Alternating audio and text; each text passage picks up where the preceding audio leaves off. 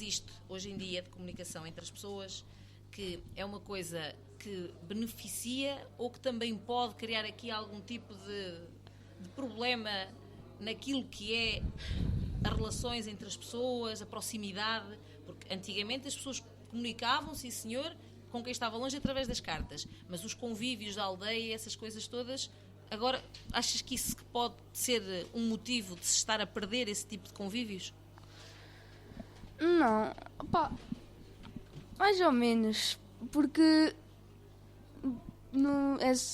essa maneira de comunicar mais rapidamente pelo telemóvel é boa, porque estar a falar com a pessoa muito facilmente, mas é má porque não estás com a própria pessoa a falar. Em convívio é melhor porque estás com a pessoa, consegues ter uma percepção melhor a falar e tudo. Acho que é. Eunice, a propósito disto da comunicação, já percebeste que antigamente havia muitas dificuldades de comunicação. Hoje em dia temos o canal sempre aberto, por assim dizer, não é? É verdade, é verdade. Por um lado é bom, mas por outro é mau, porque perde-se o contacto físico com a pessoa e o que nós temos. Por exemplo, é muito mais fácil agora falar com umas pessoas que nem conhecemos e pode criar confusão, porque agora a internet é péssima, do que antigamente, que as senhoras mandavam cartas para quem conheciam e não para quem não conheciam. Então agora é muito mais fácil conhecer pessoas aleatoriamente do que antigamente. Então eu acho... Não digo que vou preferir antigamente, mas por um lado se calhar por um lado até é melhor. Estamos em tempos diferentes. Agora tenho aqui assim uma pergunta para vos desafiar um pouco. Que nem é bem uma pergunta. Há alguma coisa que vocês achassem que seria possível mudar aqui na Terra? O que é que vocês poderiam fazer pela Nobra, por exemplo? Se cada um de vocês agora tivesse um superpoder e conseguisse mudar alguma coisa, o que é que vocês mudariam na Nobra?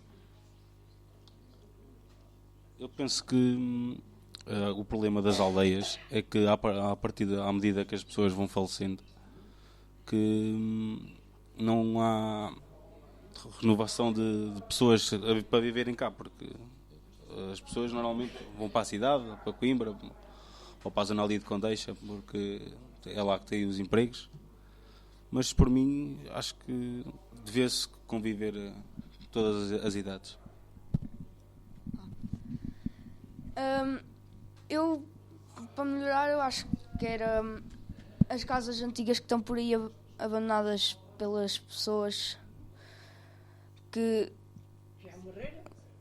já morreram e tudo. E eu acho que podiam reformar essas casas, metê-las à maneira antiga, mas como bonitas, mais reformadinhas. Criavas mais habitação? Sim, e depois começava... não sei bem. Fazias quê? Algum tipo de atividades? Sim. Arranjavas condições para Sim. que as pessoas viessem para cá? Fazia. Acho que Seria esse, é uma esse o teu... Sim. E tu, Eunice? O que é que tu farias?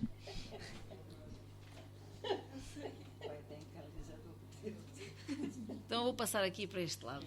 Como é que vocês imaginam o futuro desta gente daqui por 20 anos? Ai, não sei.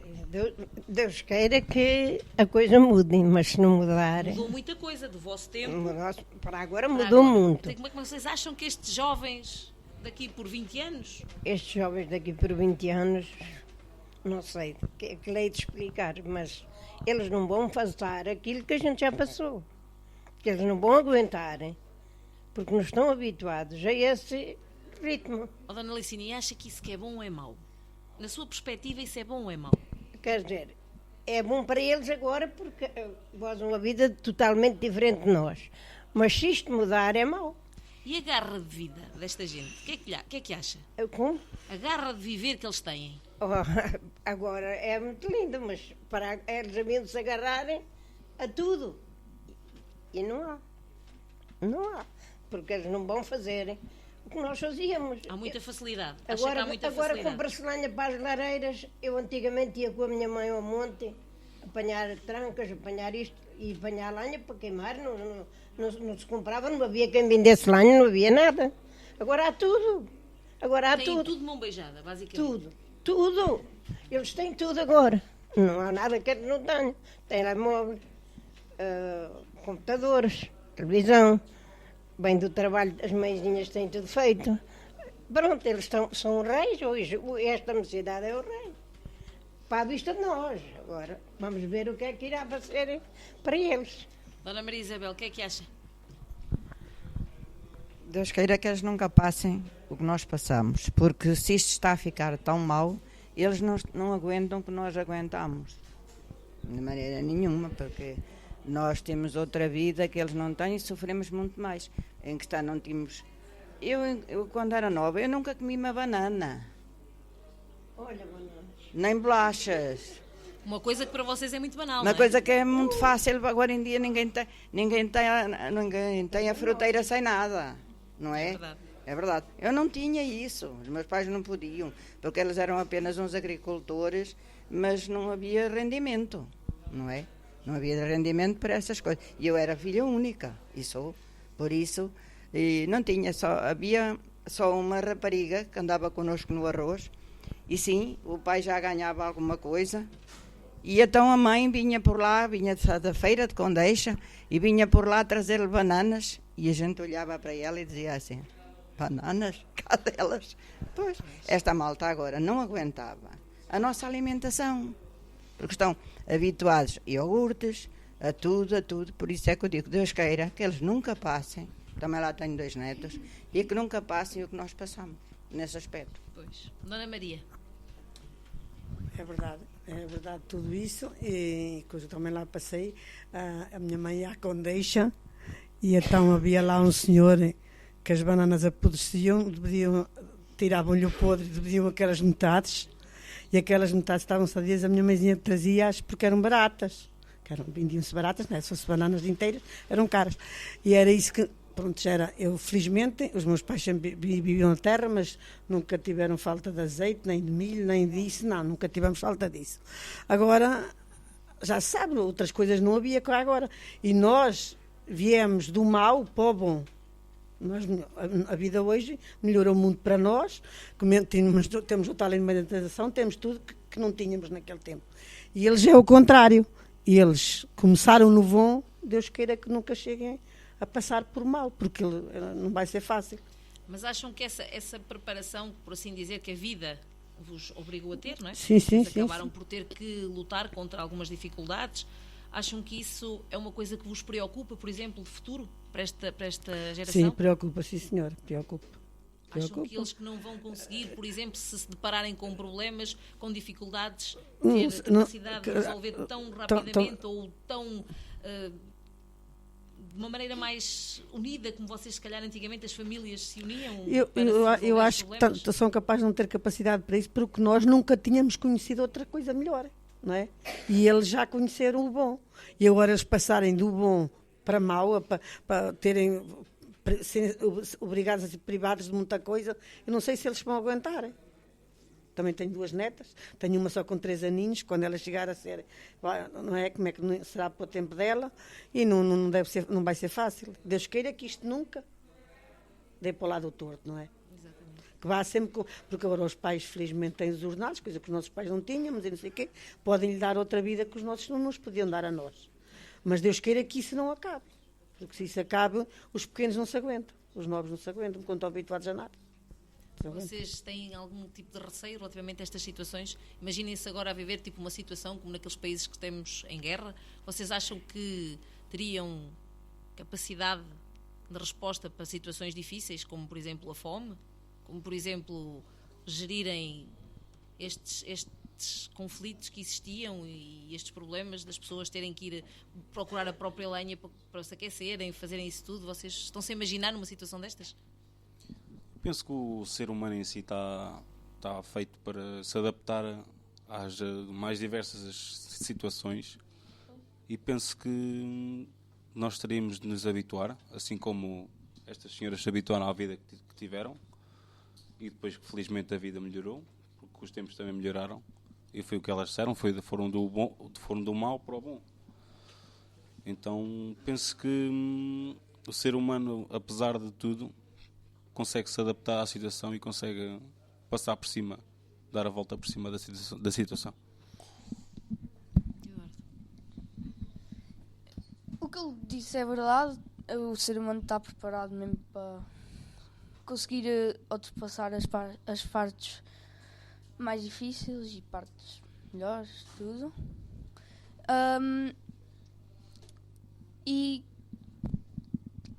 eu Estás-te a acho, imaginar, a dar a volta, não é? pois, Se conseguias. acho, Tinhas garra para isso, não era? acho que sim, se calhar. Eunice. Depende muito da situação, porque a senhora falou da lenha. Eu, por exemplo, ainda vou com o meu pai cortar a lenha. Não compro. Mas isso depende muito. Por exemplo, a fome. Eu acho que agora já temos recursos que aguentem muito tempo para não passarmos fome. Porque plantamos, colhemos, assim tudo. Então, mas isso depende da educação, porque nem toda a gente tem quinta nem quintal para fazer isso. Portanto, depende. Pois, são malandros. Bem, não sei se vocês já se aperceberam. Na mesa temos um cravo. Um cravo vermelho. Um cravo vermelho. Dona Licínia, o que é que aquela flor significa para si?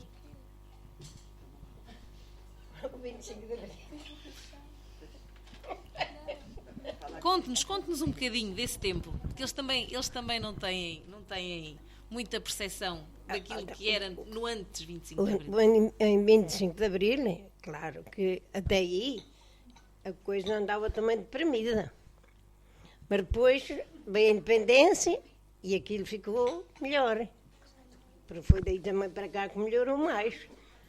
Mas também não sei explicar mais o que é Sim, que há de mas ser. a vossa vida antes do 25 de Abril, o que é que havia que vocês acham que mudou radicalmente? Quer dizer, eu, por ser pouco política, pronto. Sim, mas não é política, Pronto, é mas pela é vossa assim, vida. até ali trabalhámos e era aquela, andavam lá nas tropas, nessas coisas, não era guerra como agora, mas já havia qualquer coisa. Até que veio o 25 de Abril, que veio esquece-me agora, pronto. A liberdade para cá. Mas até aí a gente vivíamos também mais um bocadinho apertados, porque não podíamos falar muito no tempo da PIDE, não se podia dizer certas coisas, não podíamos fazer nada, andámos ali coisinhas caladinhos, onde a partir daí já se começou a conversar mais, já se falava mais, mas até aí falava-se pouco. Alguma situação, Dona Maria Isabel, que se lembra assim antes do 25 de Abril que a tenha marcado?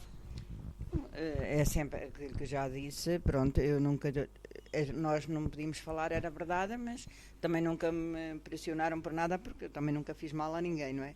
Porque eu sei que havia gente que não podia dizer muita coisa, que tinha que andar ali direitinhos, porque o governo, agora não, diz-se mal do governo, diz-se mal de toda a gente, naquele tempo não se podia dizer, no tempo do Dr. Salazar. Não se podia dizer nada disso. Agora não, cada qual diz o que quer e está tudo bem. Agora é assim. Mas pronto, a mim nunca me preocupou. Realmente não havia tanta liberdade como agora e mesmo na alimentação. Tudo foi mau, era tudo muito apertado. Só uma coisa, ele nunca roubou para ele. Mas agora roubo. Nunca roubou para ele, que ele andou sempre a pé. E é assim. Sim, o 25 de Abril. Olha, uma coisa que para mim foi boa é que o meu falecido marido estava no ultramar, só lá teve 2 meses, veio-se logo embora. Naquela altura para mim foi bom, não é? Mas já sabem, a partir do 25 de Abril a liberdade é outra. A liberdade de expressão, tudo pode dizer aquilo que quer e bem, mas foi bom o 25 de Abril, eu acho que sim. Eu acho que foi. Eu acho que foi. Se olhasses para esta flor, aqui o cravo. Eu acho que a escola tem um papel importante no que trata a explicar o significado do cravo ou do 25 de Abril, porque para nós, pelo menos para quem foi assim mais novo e não apanhou o 25 de Abril, não têm assim bem a noção